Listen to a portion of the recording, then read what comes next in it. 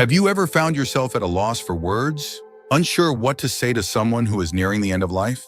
It's one of the most tender, delicate moments any of us will face, and yet it's so easy to say something that might bring unintended hurt or discomfort. In this video, we're going to explore 7 things you must never say to someone who is dying. Insights, drawn from the real experiences of hospice nurses who have seen these moments up close. Each of these examples will help you understand how words, even those meant to comfort, can sometimes land the wrong way, and what you can choose instead to bring true peace and support. Stay tuned until the end, because what you learn here might not only change the way you speak in those difficult moments, but might also help you bring lasting comfort to someone who truly needs it. And if you haven't subscribed yet, I recommend you subscribe and turn on the bell so you don't miss any videos. Your support helps us continue creating good content to inform and inspire you. Now let's get started. Number 1, saying you understand what they're feeling. One of the things hospice nurses have shared time and again is how painful it can be for a dying person to hear someone say, "I know what you're going through." The truth is, no one, not even someone who has faced their own serious illness, can truly know what another person feels in those final days. Each experience is deeply personal, shaped by a lifetime of memories, hopes, and private fears. When we say we understand, we may mean to offer comfort, but it can feel as if we're brushing aside the unique and sacred nature of their journey. I remember a man named Charles, 82, who once told me that what hurt most wasn't his illness. It was when people assumed they knew what was in his heart without even asking. What he longed for was simply someone to listen, to sit quietly beside him, without trying to explain away his pain. When we choose instead to say, "I can't imagine what this feels like for you, but I'm here," we give a gift far greater than any hollow reassurance. We offer respect for their individual path and show that we are willing to meet them where they are without pretense. In those moments, it's our presence, not our assumptions, that matters most. Number 2, telling them to stay positive or fight harder. Another phrase hospice nurses often hear, and one that can unintentionally add weight to a heavy heart, is when someone tells a dying person to stay positive or keep fighting. While meant to encourage, these words can feel like pressure, as if their worth in that moment depends on their ability to put on a brave face, or keep battling something that, deep down, they know they cannot change. The final days of life are not a contest to be won or lost. They are a time for honesty, peace, and acceptance. When we urge someone to fight harder, we may overlook the fact that they have already given everything they have, and that what they need now is not a push to do more, but permission to rest. I think of my neighbor Helen, who was 79 when she entered hospice care. She shared with me that every time someone said, "You can beat this," she felt isolated, as if no one saw how tired she truly was. What brought her comfort wasn't encouragement to battle on, but the gentle words of friends who said, "I'm here with you no matter what." Those words gave her strength in a different way, the strength to let go of struggle and find peace. If you're still watching this video and finding these insights valuable, please comment number 2 below to let me know you're here. And if you haven't subscribed yet, I recommend you subscribe and turn on the bell so you don't miss any videos. Your support helps us continue creating good content to inform and inspire you. Now let's move forward. Number 3, saying it's all part of a bigger plan. Another phrase that hospice nurses hear far too often is when someone tells a dying person that their suffering is all part of a bigger plan. While this might be said in an effort to provide comfort or meaning, it can instead feel dismissive of the pain and fear that the person is experiencing in that very moment. When we say things like this, we may unintentionally make it harder for them to express their true feelings, as if their sadness or worry is somehow out of place. Facing death is deeply personal, and what someone often needs most is to be allowed to feel what they feel, without being told that their experience is just a small piece of something larger that they may not even believe in. I once knew a woman named Ruth, 84, who shared that when friends tried to soothe her by saying her illness was part of a plan, it left her feeling unheard. What she longed for was not answers, but simple companionship. A hand to hold, someone to sit quietly with her, someone to say, "I'm here." When we offer our presence rather than explanations, we provide a comfort that no words about grand plans ever could.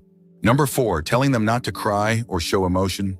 One of the most unhelpful things we can say to someone who is dying is to tell them not to cry or to try to stop them from showing their true emotions.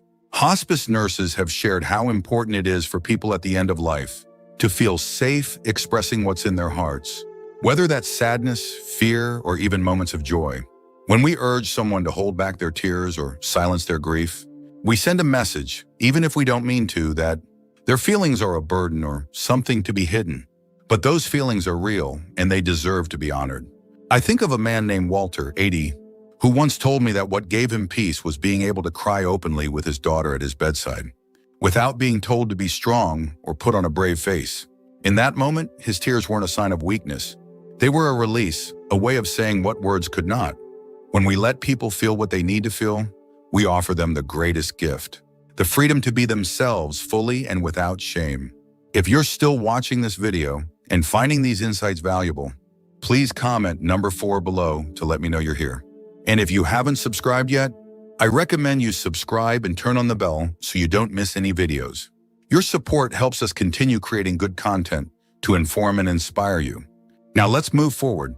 Number 5, telling them you know they're going to get better. Another phrase hospice nurses often caution against is telling a dying person that you know they're going to get better.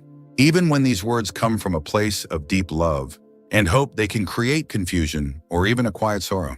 A person who is nearing the end of life often knows it. They may have made peace with it, or they may still be struggling, but they are aware. When we insist that they'll recover, we risk making them feel unseen, as if their truth doesn't matter, or as if we can't bear to face it with them. This can leave them feeling more alone at a time when what they need most is honesty wrapped in kindness. I think of a woman named Eileen, 83, who once shared with me that she felt deeply comforted not by promises of recovery, but by friends who were willing to sit quietly with her and say, "I'm here and I care." When we choose to offer presence over promises, we help build a bridge of trust and give someone the dignity of being met exactly where they are.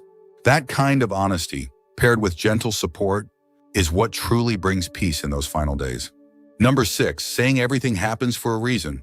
Hospice nurses have often witnessed the pain that can follow. When someone tells a dying person that everything happens for a reason, while those words might be meant to offer comfort or to help make sense of something so difficult, they can instead feel hollow and leave a person feeling even more isolated.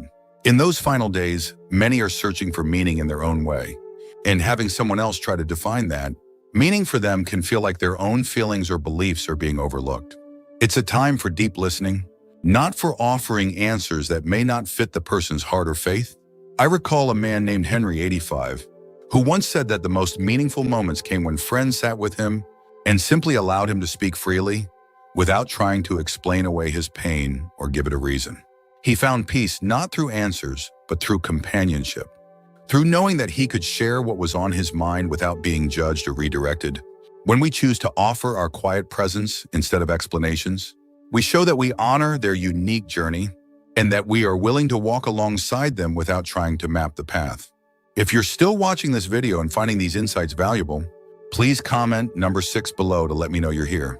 And if you haven't subscribed yet, I recommend you subscribe and turn on the bell so you don't miss any videos. Your support helps us continue creating good content to inform and inspire you.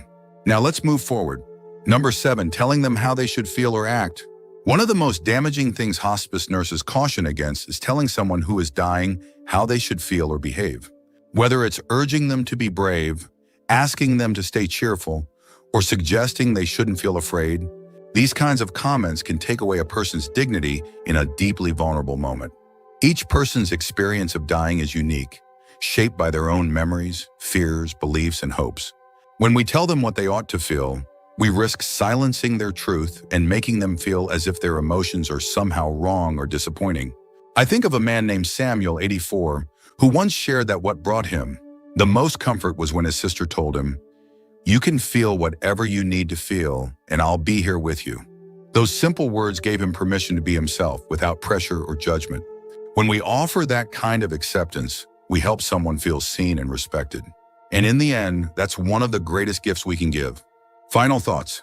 As we come to the close of this video, I hope these 7 insights have offered you a deeper understanding of how powerful our words can be in life's most tender moments.